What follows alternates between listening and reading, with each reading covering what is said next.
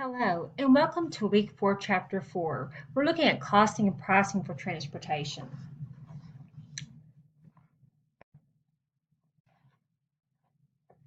Now, as you go back and think about the last 3 weeks that we have reviewed, we looked at transportation, a critical link in the supply chain. We looked at transportation's critical link in the economy, and then last week, regulation and public policy. But now we're looking at costing and pricing in transportation. As you go through your book and you read this week's text, chapter readings, I hope that you'll pay attention to learning objectives. First of all, you need to be sure that you understand the relationship between a rate and a price. Become very familiar with the various types of market structures that are found in the transportation industry, and gain knowledge of the impact of transportation prices on the relevant market area for a product, and be able to explain the differences between cost of service and value of service pricing, and understand the different forms of rates used in transportation, appreciate how transportation rates have changed under deregulation, and determine the strategic role of pricing for transportation firms, and also learn calculations for the cost of both truckload and less than truckload freight moves. So as we look at this, we think about the introduction on page 99 of your book. It talked about the federal regulation and how it and its business practices was initiated back in 1887 in the U.S. And it was the Act to Regulate Commerce passed by Congress. And they later renamed it the Interstate Commerce Act. And then more legislation was brought forth, and then there was the Interstate Commerce Commission. And then as late as 1940, with all the oil pipelines and motor carriers and domestic water carriers, they became subject to ICC control as well. And then the air transportation came under federal economic regulations in 1938 with the passage of the Civil Aeronautics Act. So we got to realize that there's been a lot of political and federal involvement in the transportation sector. Over the years, it just, again, continues to evolve and change.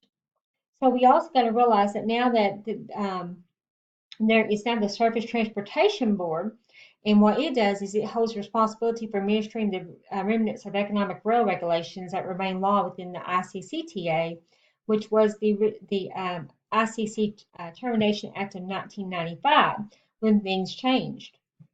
Now, before we got into all these changes, there was the prime objective of deregulation was market-driven pricing of transportation services that are free from regulatory intervention. And then before deregulation, all interstate rail freight traffic and much motor freight traffic was moved on published tariff rates. And now they're on contracts. Now, as we look at this, we need to think about the market considerations that have to do with it. So the market structure for a carrier, no matter if it's water, rail, motor carriers, those are related to its cost structures. And you need to have that knowledge of the cost structure. It's necessary for the development of carrier prices.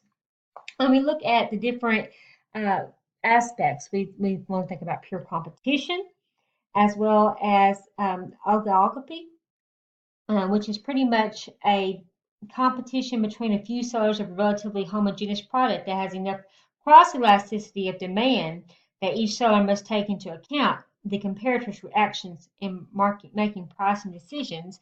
And then we got the monopolistic competition, and that's a type of market structure. There are many small sellers, but there's some differences of products. And we also have the theory of contestable markets over on page 101. And the relevant market structure is faced by each mode of transportation. It provides that basis for arguments made by proponents of deregulation. And for the contestable market theory to actually work, there has to be several conditions that have to be met. Barriers to entry cannot exist. Second, economies of scales cannot be present. Now, also, third, consumers have to be willing and able to switch quickly among carriers. And then finally, existing carriers have to be prevented from responding to new entrants' lower prices, assuming the entrant possessed a lower cost structure. And then as we talk more about the relevant market areas, the market structure in the entire transportation industry, it cannot be made because it's necessary to be structures in particular market areas. And as we go through the chapter, it does talk a little bit about cost of service pricing, and that relies mostly on the marginal cost providing a service. As we read through the cost of service pricing, there is a figure on figure 4-1 on page 103 that shows um, a table of sorts that shows the trends. And also, as well, on 104, figure 4-2, there's also a decreasing cost situation. So when we think about that, we also look at the common costs, and that can have some problems for cost of service pricing because of the average cost approach. If rates are based upon an average or fully allocated cost, it becomes necessary to apportion these costs by some arbitrary means. So you got to think about how that can also raise prices. And then as we look at that, we also look at the decreasing cost industries.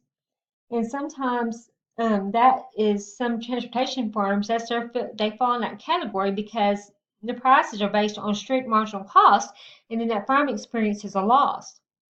And then we look at the value of service pricing, and that pretty much relies on the average cost of providing the service on what the markets will bear. And as we look at that, there is a cost of service as price floor, a generic example on page 107. Now, as we look at the different examples, we're also going to look at the high number of possible freight rates for commodities, and tariffs can be constructed to simplify them into class, exception, or commodity rates, because that's why we're going through the value of service pricing. We're going to look at the rate making in practice and general rates. There's things such as exception rates and class rates and commodity rates, and those are explained in depth. But we also got to think about the various types of special rates exist that these carriers and shippers, it gives them flexibility to tailor rate structures to meet market needs. And as well, there's several different classification factors, and those can be like stowability and handling, that can be liability. And then as you determine the class rate on page 118 and 119 of your text, there are some examples of the procedure for determining a class rate. Table 4-5 on 119 shows a sample class rate tariff and those classes and what those are based on. There is a small computation of total shipping charges that is shown on 119 as well. So I want you to look at that, and there's also a couple of videos that explain that in the preparation folder of week 4 folder. So as we look at that, I want you to think about how rates can change. And again, there's special rates like character shipment rates. There's LTL and TL, that's less than truckload. And then of course a truckload shipment as well. We got the multiple car rates, we got the incentive rates, unit train rates, per car, per truckload rates, any quantity rates, and density rates. And then we're going to look at the area, location, and route rates, and then also time and service rate structures. There's also other rate structures like corporate value rates, discounts, spot market rates, empty haul rates. And then when we're looking at pricing and transportation management, it can have a strategic advantage if managed within the context of corporate strategy.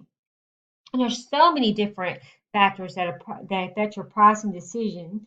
And also there's major pricing decisions that every firm that's involved in delivering either a product or service, they have to face those major pricing decisions.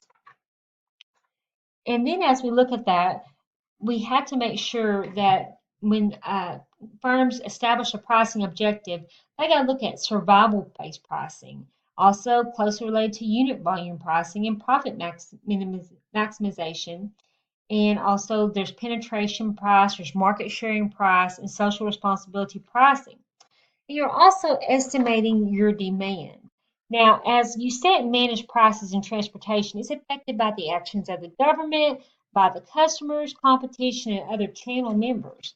And over on page 133, there is a figure that talks about the variety of FOB pricing arrangements. And those can have to do with zoning as well.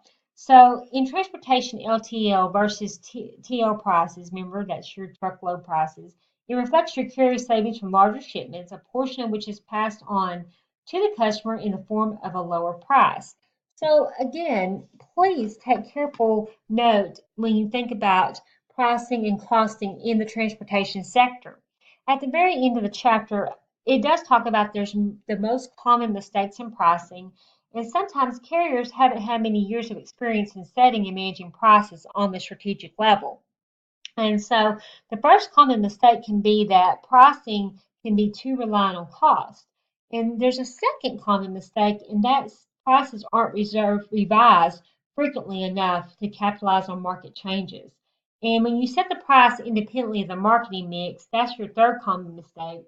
And if you go back to, if you've had a marketing class, you remember you talk about the four P's of marketing, and that's your product, price, promotion, and place.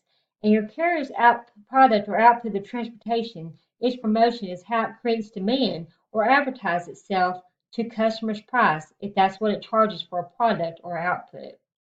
Now, with your price, it's sometimes not varied enough. So, different service price offerings and market segments, you have one price for all mentality don't work in transportation industry.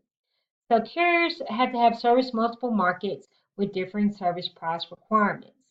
And so, charging one price for all services is not going to maximize profits for the carrier. And I believe that sums that up very well as you read through chapter 4. Again, I just gave you a brief synopsis and some of the terminology that you're going to see as you read this chapter. It's very detailed and very influenced. So I hope that you will also view the corresponding chapter 4 PowerPoint, and that is included in the preparation folder for you to help you as you read along.